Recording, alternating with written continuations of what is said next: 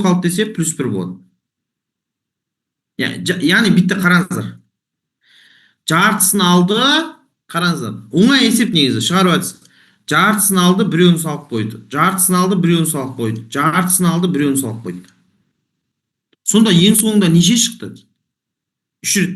Ең соңында бізде 3 кәмпит шықты дейді. Дұрыс па балалар, ең соңында 3 кәмпит шықты. Кесесіздер ғой. Ең соңында 3 кәмпит шықты. Енді мен не істеймін? Енді мен не істеймін? Бітемін. Мына 3-тен нешені азайтамын? 3-тен кері жүру әдісі бойынша 3-тен мына 1-ді азайтамын. Кері жүремін ғой өткен. Қанша болады? 2 болады. Бірақ 2-ге мына 2-ні не істеймін? Көбейтемін. Қанша болады? 4 болады. Ол 4 мынаған тең деп ойлаймын. Енді 4-тен нешені азайтамын? 4-тен 1-ді азайтамын. Қаншаға тең болады? 3-ге тең болады. Дұрыс па? Енді 3-ге 2-ге көбейтемін. Қаншаға тең болады? 6-ға тең болады. Ау, 6 емес 10 шығады екен, е?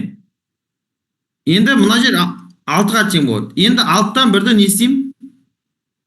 Азайтамын. 5-ке тең болады. 5-ке мына 2-ні не істеймін? Көбейтемін. Есептің жауабы сонда 10-ға тең болады. Кері жүру әдісімен шығардым, есептің жауабы 10 болады. Балалар, мына кім түсінді? Ағай, мен де тура солай шығардым. Ағай, мен түсіндім. Так, қараңыздар. Есепте былай дейді, қара, сен екеуінің жартысын алдың, бір тәттілердің, кәмпиттердің жартысын алдың, бірақ біреуін қайтадан сақ қойдың дейді. Так, жартысын алдың, бірақ біреуін қайтадан сақ қойдың дейді. Жартысын алдың, бірақ біреуін қайтадан сақ қойдың дейді. Ең соңында неше қалды дейді? 3 қалды дейді.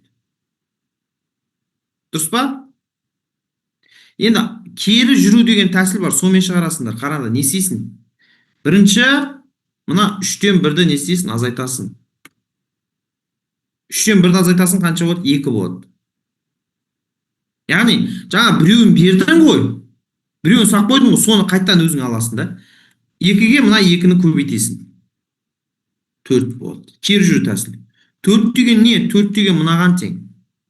Мына 4-тен 1-ді кері жүресің, азайтасың, қанша болады? 3 болады. 3-ке не істейсің? Мына 2-ні көбейтесің. Қанша болады? 6 болады. Енді 6-ны мынаға теңестіресің. 6-тан 1-ді не істейсің? Азайтасың, неше болады? 5 болады. 5-ке мына 2-ні не істейсің? Көбейтесің, қанша болады? 10 болады. Онда бізде бастапқыда қанша болған? 10 болған. Есеп осымен бітті. Ағай, жазбайық па? Жазып ал, жазып ал. Кері жүру тәсілі. Жазып ал. Өте мықты тәсіл, жазып ал.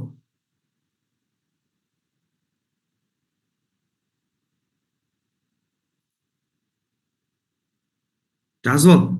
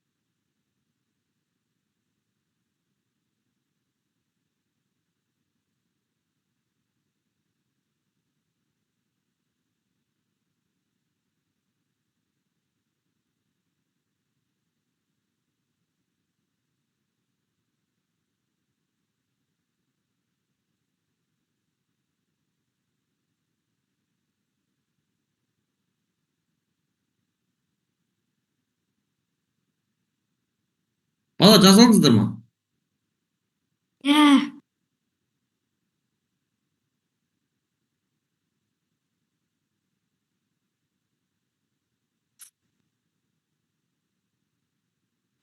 Ағай.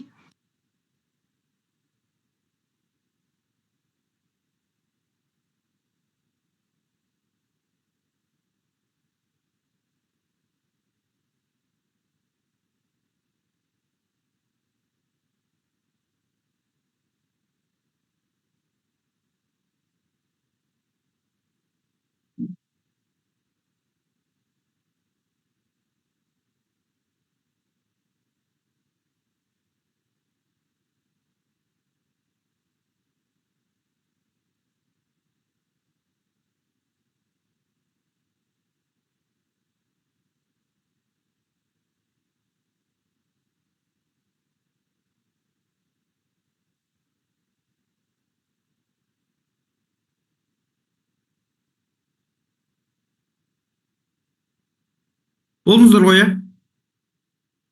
Ал, болсаңыздар келесіге кеттік.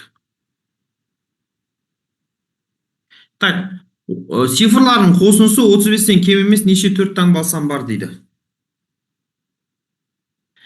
Жауабы 4 болады. Ол 4 таңбалсандар қайсы? Мынау бірінші. Мынау цифрлардың қосындысы қанша? Цифрлардың қосындысы қанша мыналар? Есептеңдерші. Бізде 36 болады. Бұл 35-тен кем емес қой. Аха. Немесе мынандай жауап болуы мүмкін. Мына цифрлардың қосындысын қоссақ қанша? Бізде 35 болады. 35 35-тен кем емес қой. Келесі қандай сан болуы мүмкін? Мынандай сан болуы мүмкін. Мына цифрларын қоссақ қанша? 35-тен кем емес қой. Дұрыс қой, иә? Келесі мынандай сан болуы мүмкін. Мына цифрларын қоссақ қанша шығады? Мынау шығады. Бұл 35-тен кем емес қой. Келесі қандай сан болуы мүмкін?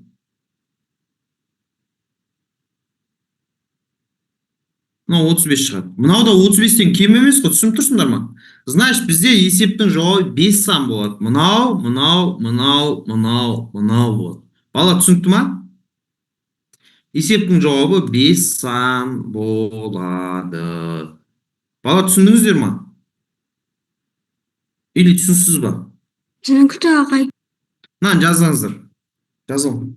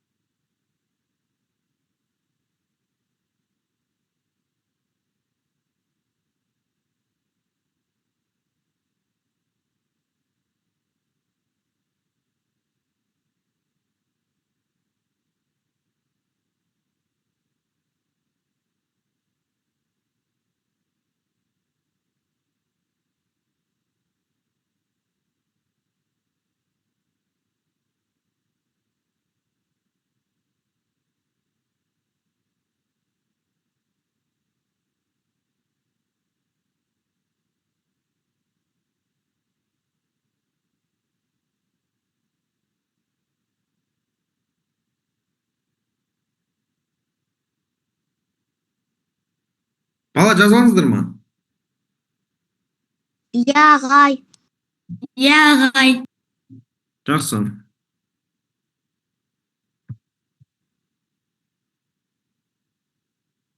Енді қараңыздар. Мына есептер. 14 есепте жауап қандай шықты сендерде? Балар, 14-те жауап қандай шықты? Қараңыздар. Бізде 4-ші күні 13 бет оқыды. Енді есепте мынандай айтылған. Алан әңгімелер кітабын оқығанда күн сайын алдыңғы күнге қарағанда бір бет артық оқыды. 4-ші күні 13 оқыса, онда 3-ші күні қанша оқыды? 12 оқыды. 2-ші күні 11 оқыды. 1-ші күні 10 оқыды. Бірге артып кете береді. 5-ші күні 14 оқыды. 6-ші күні 15. 15. 7-ші күні 16. 16. бір күнге артып кете береді. Атеге мынадан беріп қойғанда, сен мынадан Атеге 4-ші күннен берген, что сен мына шеттерді азайтасың. Мына жаққа 13-ге мына қарай қосып кете бересің. Так, 8-ші күні 17. 9-ші күні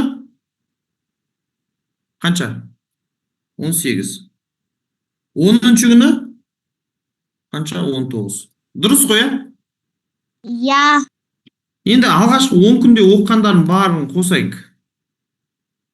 10-ға қосам 11-ді, қосам 12-ні, қосам 13-ті, қосам 14-ті, қосам 15-ті, қосам 16-ны, қосам 17-ні, қосам 18-ді, қосам 19-ды. Мынаның бәрін қоса қанша болады? 110. 110 болмайды ғой, иә.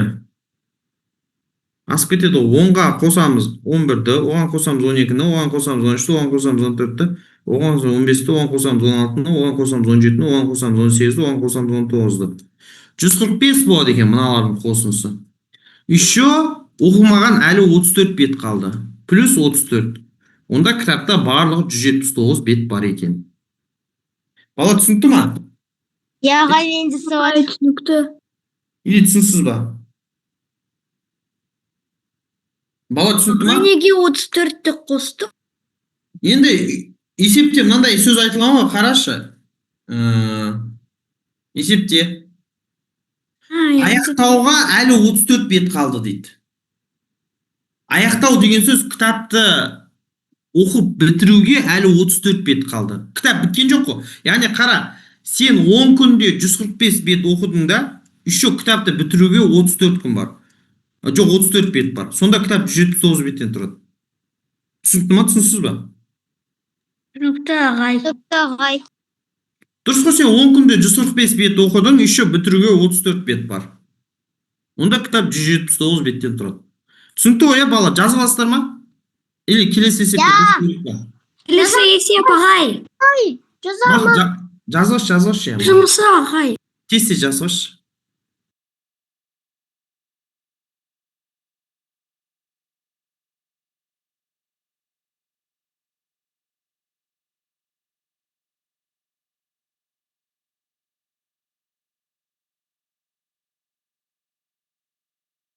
Ағай, болады ма, мен есіне сақтап аламын? ТМО олимпиадасына қатысайын деп жатқан бұл жерде сенсің ғой, сен именно сен жазбасаң дұрыс сияқты негізі ше. Сен есінде сақтап алатынға сомнением бар да менің. Да, балалар, болды ғой, иә? Кеттік па дальше? Тез жазам. Ағай, кыз.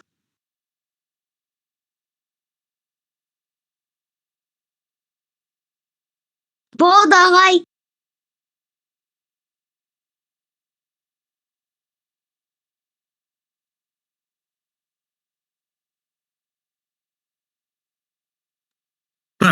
Балалар, болдыңыздар ғой, иә? Я ағай.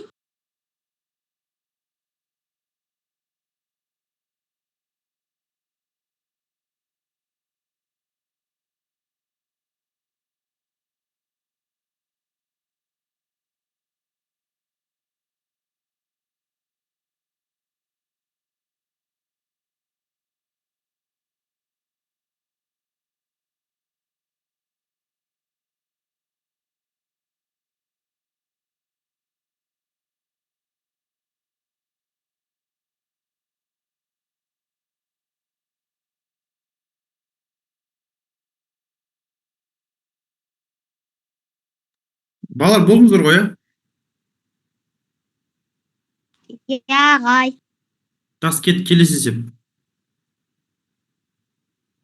Мына 15-ші есеп тоже қиын есеп, қараңыздар. 3 таңбалы сан мен 2 таңбалы санның қосындысы 150 дейді. Бұл екі санның цифры әртүрлі сан. Осында 3 таңбалы сандар қанша дейді. Енді қараңыздар. Анализ былай басталады ше. Мысалы, 3 таңбалы сан мен 2 таңбалы сан дейді. 3 таңбалы санда менде 3 цифрдан тұрады. 2 таңбалы сан мысалы 2 цифрдан тұрады. Мысалы ДК дейік. Екеуінің қосындысы 150. Мен бұлай анализ жасаймын. Бұл есеп енді. Негізі бұл есепті шығарудың екі тәсілі бар. Біреу 6-шы сыныптың тәсілі, біреу 2-ші талдау тәсілі. Мен 6-шы сыныптың тәсілімен көрсете алмаймын, себебі ол жерде теңдеу құру керек. Ол өте қиын. Түсініп тұрсыңдар ғой? Ал мен немен көрсете аламын? Талдау тәсілімен или ребус тәсілімен көрсете аламын. Ал көрсетіп көрейін. Мысалы, мен 140 пен 150-дің арасын қарастыра алмаймын. Не үшін, кім айтады? Айта аласыңдар ма? Ондай емес. Сен қара, мысалы 140-қа 10-ды қоссаң 150 болады да, бірақ 0 қайталанып қалады. Дұрыс қой? Қара, 140-қа 0 қайталанып қалады. Мысалы, дальше былай анализ жасауға болады. Мысалы 141-ге 9-ды қоса алмайсың. Не үшін? Өйткені 9 бір таңбалы. Бала түсінікті ма? Ағай, ой, болады ма? 138 қосу 12. Мысалы 142-ге 8-ді қоса алмайсың. Тұра. 142-ге 8 қоса алмайсың. Не үшін? Өйткені мына 8 бір таңбалы. 2 алсаң керек. Я, 2 таңбалы алсаң керек. Мына 150 болады. Мысалы 143-ке 7-ні қоса алмайсың, 150 шығады. Не үшін? Өйткені бізде 2 таңбалы алсаң керек. Значит, мына аралықты қараңыздар. Ағай, мен айтайын. Мына аралық қалып кетеді. Қазір тұра, аспай тұра тұршы. Енді 130 бен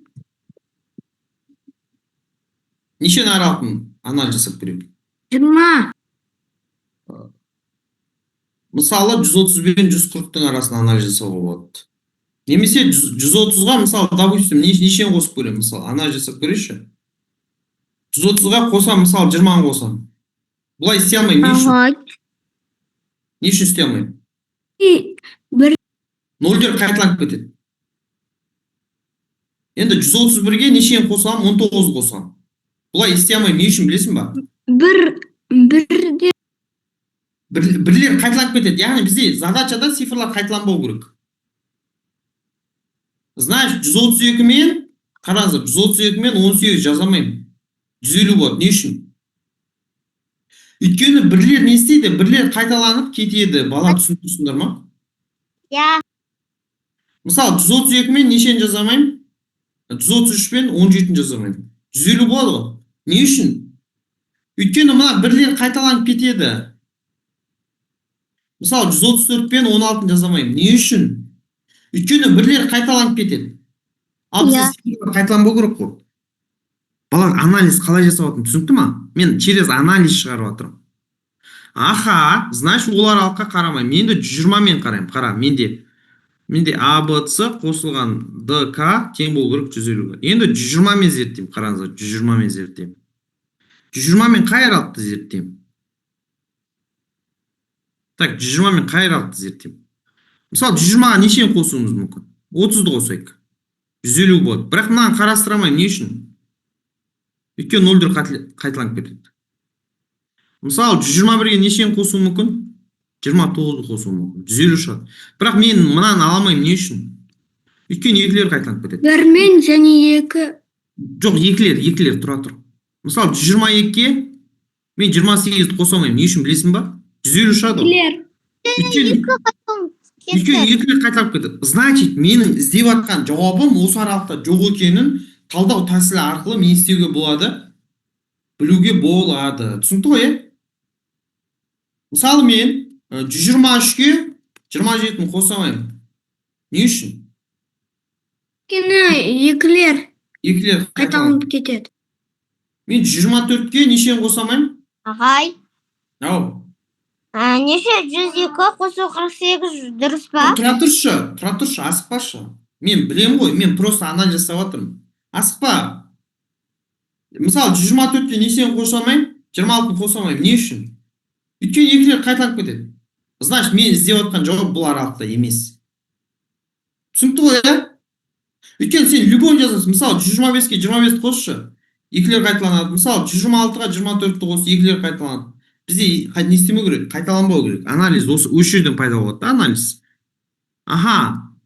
Значит, енді 110 мен 110 деген аралықты зерттеймін. Дұрыс па? Бірақ 110 мен мысалы 119-ның арасын қарастырамаймын. Кім айтады? Не үшін?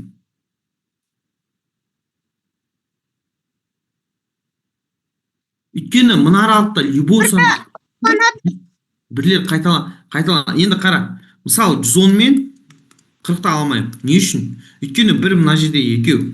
Мысалы 111 мен 39-ды аламаймын. Не үшін? Өйткені бір үшеу. Мысалы 112 мен 38 аламаймын. Не үшін? Бір екеу. Мысалы 113 мен 37-ні аламаймын. Қосын 150 болады. Не үшін? Өйткені бірлер екеу. Осылай бала кете береді. Мысалы 114 пен 36-ны ала алмаймын. Не үшін? Өйткені бірлер екі рет қайталанады. Бала түсініп тұрсыңдар ма? Анализ түсінікті ғой, иә? Енді мысалы 113 пен 37-ні ала алмаймын. Не үшін? Өйткені бірлер екі рет қайталанады. Значит, бұл аралықта менің жауабым жоқ екен. Значит, менің жауабым 100 пен 110-ның арасына, 109-ның арасына келіп тіреліп қалады деген сөз. Мысалы 101-ге 49-ды қоссам 150 болады, мен бұны ала алмаймын, өйткені бірлер қайталанады. Мысалы 102-ге 48-ді қоссаң 150 болады, мен бұны ала аламын. Не үшін? Өйткені цифрлар қайталанбайды. Мысалы 103-ге 47-ні қоссам 150 шығады, мен бұны ала аламын. Не үшін? Өйткені цифрлар не істейді? Қайталана алады. Бала түсініп тұрсыңдар ғой? Я. Мысалы 104-ге 46-ны қосам, мен бұны ала алмаймын. Өйткені төрттер қайталанып қалады. Дұрыс қой? Осылай кете беремін. Мысалы 105-ге 45-ті қоссам 150 болады. Мен бұны ала алмаймын, өйткені 5-тер қайталанып қалады. Мысалы 106-ға 44-ті қоссақ 150 шығады, мен бұны ала алмаймын. Не үшін? Өйткені төрттер қайталанып қалады.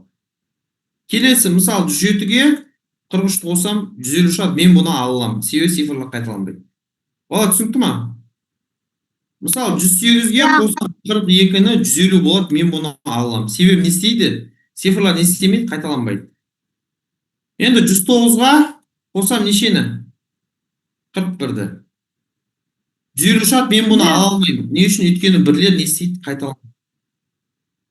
Значит, есептің жауабы просто анализ жасау арқылы 102 48, 103 43, 107 43, 108 42 шығады. Бала түсінікті ма? Ағай, түсінікті. Яғни мен анализ жасадым, анализ. Мына аралықта болмайды, мына аралықта болмайды, мына аралықта болмайды деп. Яғни анализбен шығады екен. Жақсы, сонда сынып жұмысын бастаймыз, кеттік.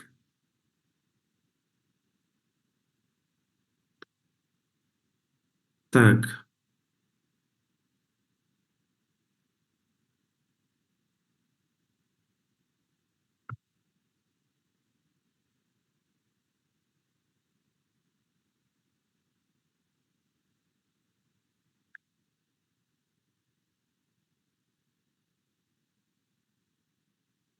Так, жақсы, бірінші есептен бастаңыздар.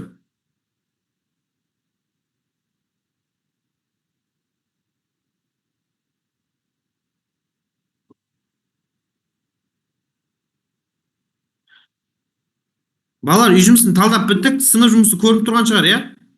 Көрінбеді ма? Давайте бірінші есептен бастаңдар. Көрінбеді. Бастаңдар. Енді көрінді.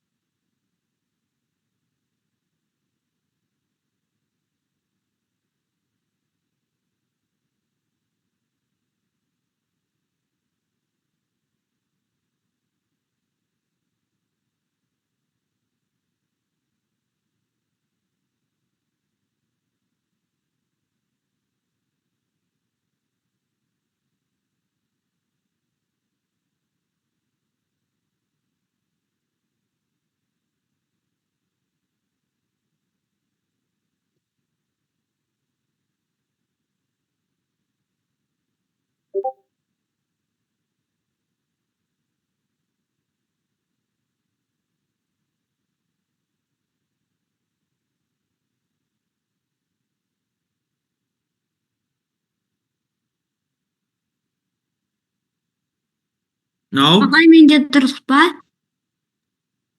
Қазір барлығын жіберіп қойыңдаршы, потом айтамын дұрыс қатесін. 2 адам жіберді ғой.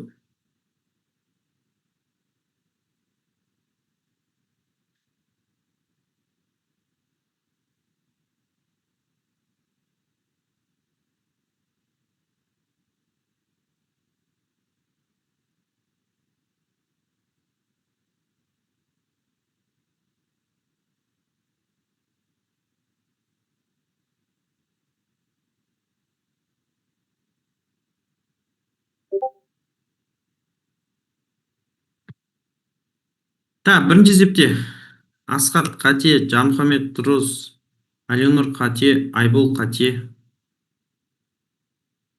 Балар, ойланамыз.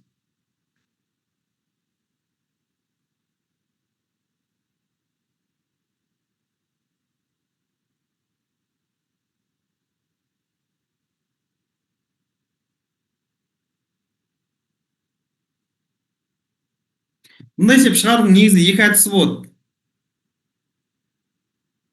Бірінші әдісі полный жазып шығып, екінші әдісі логикалық талдау.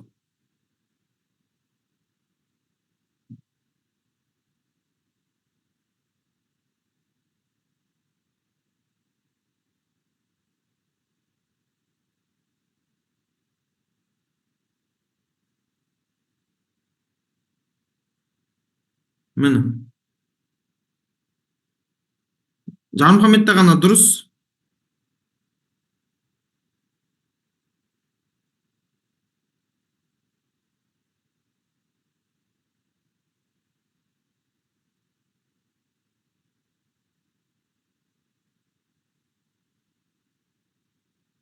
Ағай менде дұрыс па?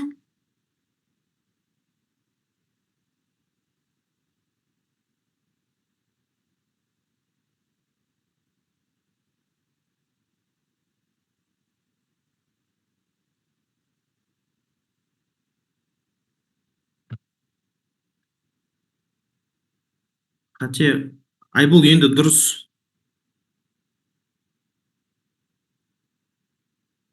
Қате, Айбол мен Жанмұхамедте дұрыс. Бала, сызып шығарыңдаршы.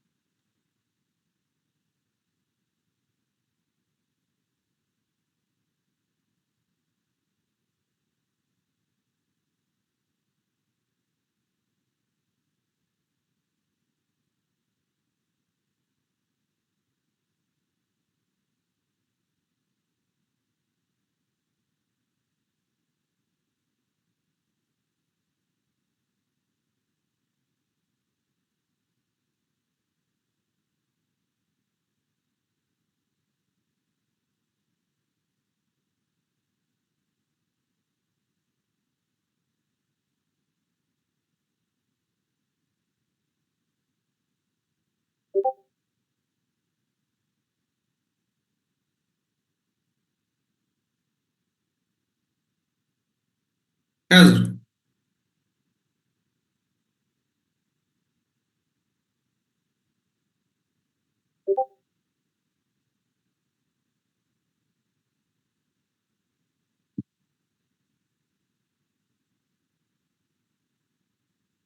Аленор қате. Енді қараңдар. Басынан санайықшы, басынан сана. Қара, басынан санаймыз. Керек емес болғанда айналайын 10 минут өтті мына есепті отқандарға. Қара, 1, 2, 3, 4, 5, 6, 7, 8, 9, 10, 11, 12, 13, 14, е? Значит, ол мына жерде тұр ғой. Абзал осы жерде тұр. Енді вопрос соңынан санағанда нешінші тұр дейді? Соңынан санағанда. Соңынан былай санайды, балар, соңынан санағанда былай санайсың. Мына жерден санайсың, қара. 1, 2, 3, 4, 5, 6, 7, 8, 9, 10, 11, 12, 13, 14, 15, 16, 17, 18, 19, 20, 21, 22, 23, 24, 25, 26, 27, 28, 29, 30, 31, 32, 33, 34, 35, 36. Так, тұра тұршы. Так, бір қатарға 54 оқушы тұр. Олар солдан оңға қарай 1, 2, 3 деп дауыстап санады. Абзал 14 санын айтады. Енді оңнан солға қарай санасақ, абзал 54 оқушы тұр екен ғой, бәсе. Мына жақта мен 50-сіз қойып, мен қателесіп, мына жерге 51, 52, 53, 54 сызайық. Енді басын санайық. Қараңыздар, басын санайық. Мына 54-ті 1 деп санайым, мынаны 2 деп, мынаны 3 деп, мынаны 4 деп, мынау 5, 6, 7, 8, 9, 10, 11, 12, 13, 14, 15, 16, 17, 18, 19, 20, 21, 22, 23, 24, 25, 26, 27, 28, 29, 30, 31, 32, 33, Ағай, 34, 35, 36, 37, 38, 39, 40, абзал 41-ші тұрады соңынан санаған. Бала түсінікті ма? я, я. Ағай түсінікті. Иә, бұл яғни соңынан санағанда қарасаңдар 41-ші орында тұр. Бірақ бұл есеп шығарудың қиын әдісі ғой. Мынандай оңай әдіс бар, қараңыздар. Сен 54-тен 14-ті азайтасың, 40 шығады. Значит, дальше Ағай, кешіріңіз, Ау, саламатсыз ба? Не, Жанмұхаммед қазір басқа сабақ. Кешіріңіз ағай, саламатсыз ба? Жанмұхаммедте қазір басқа сабақ басталатын еді. Запись қоя қоясыз ба, үлкен өтініш? жақсы, иә, запись қойып Запись қойғанмын. тұр ма екен сізде? Иә, запись тұр екен. Все, рахмет көп. Жақсы. Аха. Енді Оны шыға қараңыз. берсе болады ма? Ау? Жанмұхаммед шыға берсе болады ма? Иә. Аха, все, рахмет ағай. Енді қараңыздар. Мен 54-тен 14-ті азайтам, 40 шығады. Дұрыс па? Дұрыс қой. Енді қараңдаршы, 14 мына жерде есептеліп кетті ғой. Сол үшін 40-қа 1-ді қосасаң 41 шығады. Немесе сен 14-ті есептемейсің де бүйтсең болады. 54-тен 13-ті азайтсаң болады. Не үшін? Өйткені 14-ті по-любому сен есептеу керек боласың ғой. Қайта айтам. Сен 14-ті по-любому артынан санағанда есептеу керек боласың ғой. Сол үшін 54-тен 13-ті азайтсаң да 41 шығады. Мына жерде не үшін қараңыздар? Мына жерден 54-тен 14-ті азайттым, 40 шықты ма? Оған не үшін 1-ді қостым? Өйткені 54-тен 14-ті азайтқан кезде мен 14-ті есептемей кеттім ғой, сол үшін 1-ді қостым. Немесе былай шығарсаң болады. 54-тен 13-ті азайтсаң болады. Сонда 14-ті артынан санағанда есептейсің де, сол кезде 41 шығады. Немесе бірінші әдіспен былай жазып шығарсаң болады. Бала түсінікті ма, түсініксіз ба? Қайтадан айтам, сен қара. Сен мысалы 54-тен 14-ті азайтасың, 40 шыға ма, бірақ сен 54-тен 14-ті азайтқан кезде 14-ті есептемей кеттің ғой. Сол үшін 1-ді қосасың, сонда 41 шығады. Немесе былай шығарсаң болады. 54-тен 13-ті азайтсаң болады. Өйткені по-любому сен артынан санаған кезде 14-ті есептеу керексің ғой. Қайтадан айтам, сен өйткені артынан санаған кезде 14-ті есептеу керексің ғой. Сол кезде по-любому 41 шығады. Мына үш әдістің қайсымен шығарасыз, маған бәрібір дұрыс шығарсаң болды. Түсінікті ма? Бала түсінікті ма, түсініксіз ба? Түсінікті ағай. Жақсы, келесі есеп онда. Екінші есеп шығарыңыздар.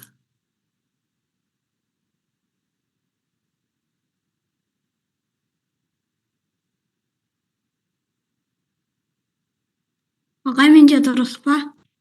Қазір.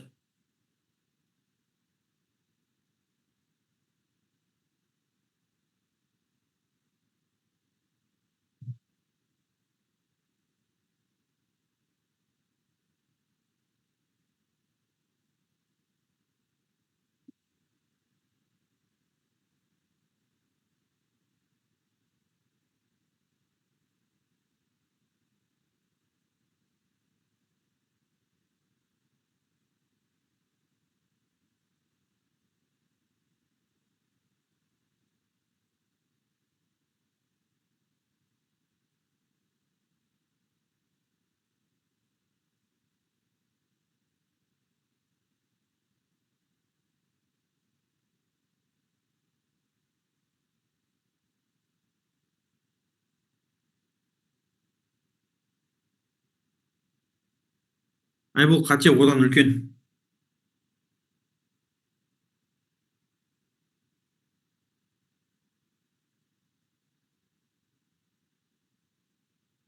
Әлинұр, сіздің даусыңыз естілмейді маған.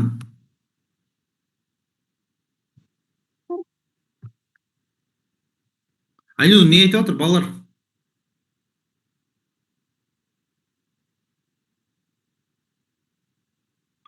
Ойланып көрсей.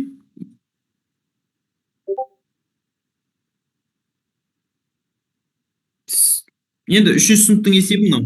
Үлкен сыныптың есебі емес. Үшінші сыныптың есебі үлкен сыныптың есебі емес.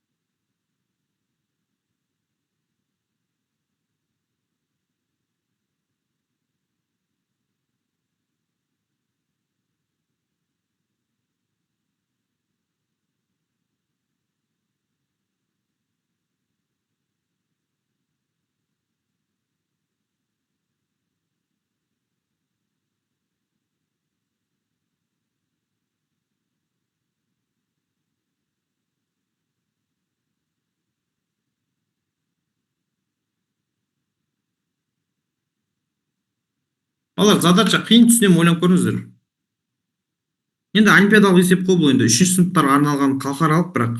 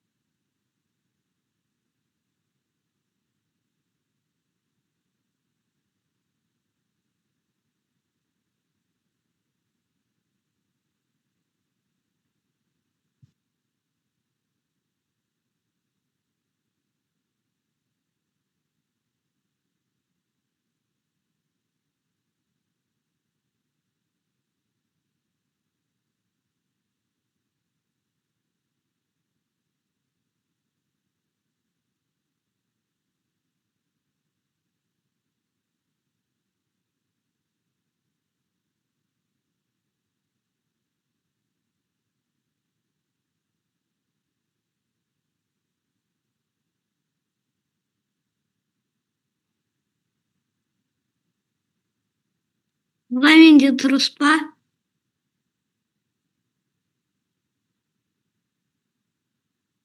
жоқ, Айбол. Екеуі бірдей сан болу керек қой. Одан да үлкен. Балалар, былай ғой, мен пример логикасын түсіндірейінші. Мысалы, 9, 8, 1 деген сан бар. Осыдан кері ретпен жазған 1, 8, 9 азайтамын. Дұрыс па? Иә. Осыдан азайтамын. Енді қараңыздар, мына қарыз берем 11 болады, 11-ден 9 азайтамын, неше болады? 2 болады. Неде 7 қалды, 1 қарыз берем 17 болады, 17-ден 8 азайтсам 9 болады. Мынадан 1 қарыз алдым, 8-ден 1-ді азайтсақ 7 болады. Мен сразу шығарып қойыппын ғой. Есептің жауабы 792 болады, онда ең үлкен мәні. Балалар, қараңыздар, мен не істедім? Мен биттім ше. Яғни бір 3 таңбалы санды аламын. Соны обратно ретпен жазамын. Сол кезде менде ең үлкен сан шығу керек. Екеуін азайтсам 792 болады. Бірақ мен сонда 792-ден үлкен сан ала алмаймын. Мысалы, допустим, 987-ні аламын. 987-ден 789 азайтсам менде неше шығады? Мына жерде 8 шығады, мына жерде 9 шығады, мына жерде 1 шығады. Ал проблема мынада 198 мынадан үлкен емес қой, түсініп тұрсыңдар ма? Мысалы, 982-ні аламын. 982 кері ретпен жасасам 289 болады. Мынаны азайтсам 4 болады, мына жерде 9 болады, мынадан 1 қарыз болады, 6 болады. 694 мынадан үлкен емес қой, түсініп тұрсыңдар ма? Яғни кез келген, мысалы қара, қандай саламыз? 891-ді аламын. Одан 198 азайтамын. Ал азайтсам қанша болады? 11-ден 8 азайтсам 3 болады, мына жерде 9 болады, мына жерде 6 болады. 693 мына 792-ден үлкен емес қой. Бала, түсініп тұрсыңдар ма? Значит, бар ғой, мен қалай анализ жасадым? Яғни 981-ден кері ретпен жазылған 189 азайтсам 792 шығады. Ал 792 менде ең үлкен жағдай. Бала, түсінікті ма? Или түсінсіз ба? Түсінікті. Түсінікті ғой, иә? Түсінікті ма, бала, түсінсіз ба?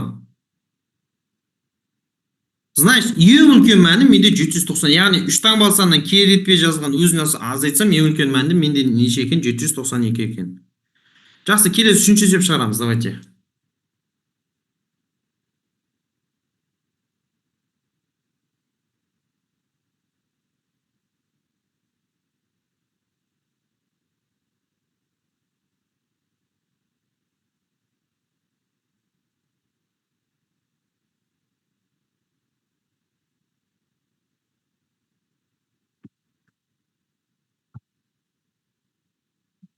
Айленұр, қате, асықпасайшы, Айленұр, қайқа бара жатсың асық?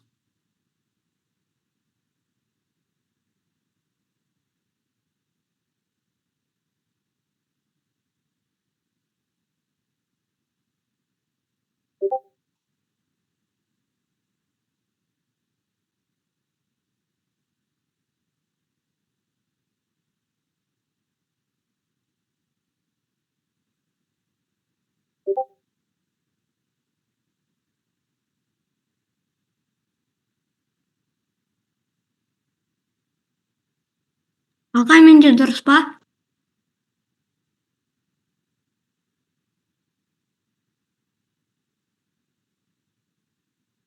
Жоқ. Фигураны аудан сұраған ғой. Тұрады, мен қателесіп жатырмын онда. Так, Айбол сенде дұрыс, иә. Мен периметрін тауып қойыппын ғой.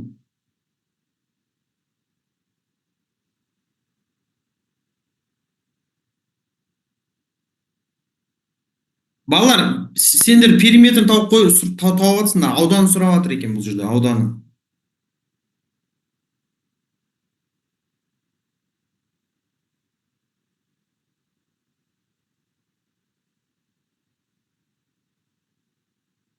Айбол, төртінші деп ойлана бер. Балалар, мынаны бүйтіп сызамын, қараңыздар, мынаны бүйтіп сызамын. Дұрыс па?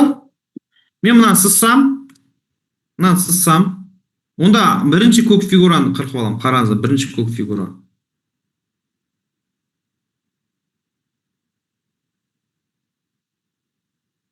Қараңыздар, бірінші көк фигура. Мына бірінші көк фигураның ауданы қаншаға тең болады? Айтыңыздаршы. Мына жер 5-ке, мына жер 4-ке. Мына фигураның ауданы неге тең? 5-ке өткен 4 20-ға. Бала түсінікті ма? Енді екінші фигураның ауданын табамын. Қараңыздар, екінші фигураның ауданын табамын.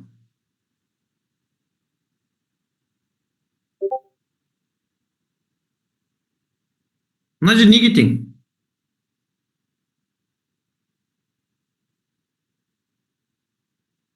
Мынау 12-ке, мынау 20-ға, 10-ға. Мына екінші фигураның ауданы неге тең? 12-ке өткен 120-ға тең. Дұрыс қой. Енді екеуін не істеймін? Қосыламын. Мына 20-ға 120-ны қосыламын. 20-ға қосыламын 120-ны. Есептің жауабы нешеге тең болады? 140-қа тең болады. Бала түсінікті ма? Или түсінсіз ба? Түсінікті. Ағай. Түсінікті ғой, иә? Е.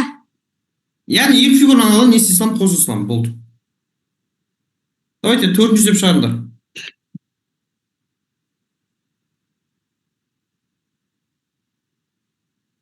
Ағай менде дұрыс па?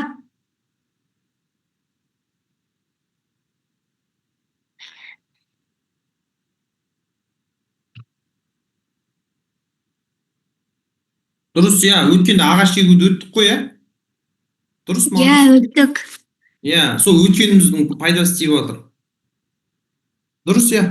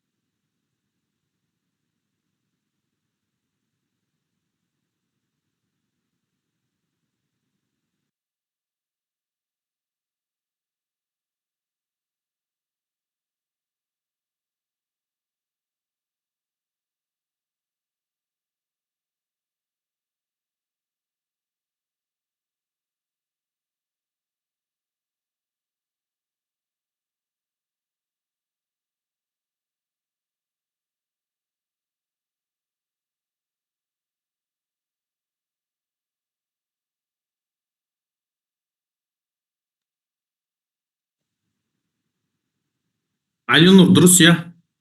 Асхат, суретін салып шығарасың, қиын есеп емес негізі.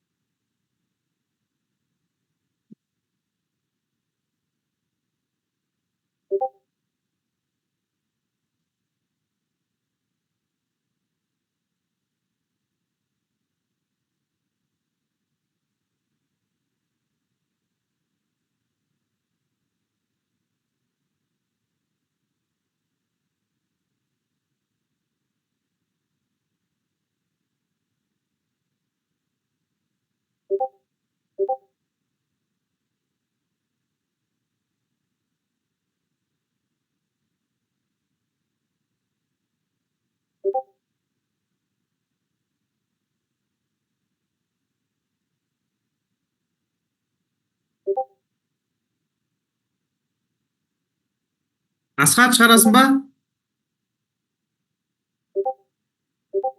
Ағайға жіберем. Былай ағаш егейсің ғой. 1, 2, 3, 4, 5, 6, 7, 8, 9, 10, Ағай керек емес қой. 11, 12, 13, 14, 15, 16, 17, 18. Дұрыс па? Енді каждый арасы қанша метр дейді? 4 метр қара. Мынау 4, мынау 4, мынау 4. Ағай жіберем. Жібере берсей сен. Мынау 4, мынау 4, мынау 4, мынау 4. Ағай дұрыс па? Асхат дұрыс иә. Бала түсінікті ғой иә барлық. Енді сразу былай шығарса болады. Қара 17, 18 ағаш болса қанша промежуток бар? 18 ағаш, 17 аралық бар. Аралық деген не? 17 промежуток.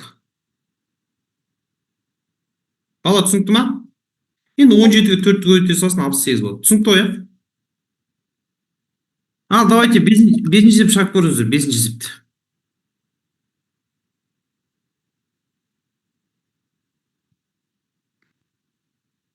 Балалар, менде айтпақшы сабақ екен бар ғой, мен есім шығып кетті ғой. Балалар, мен мына есептерді жіберем сендерге. 15 есептен тұрады, есептер өте мықты. Осымен сабақ аяқталды, менде ар жақта сабақ басталып жатыр екен, жарай ма? Сау болыңыз ағай. Жақсы, сау болыңыздар. Сау болыңыз.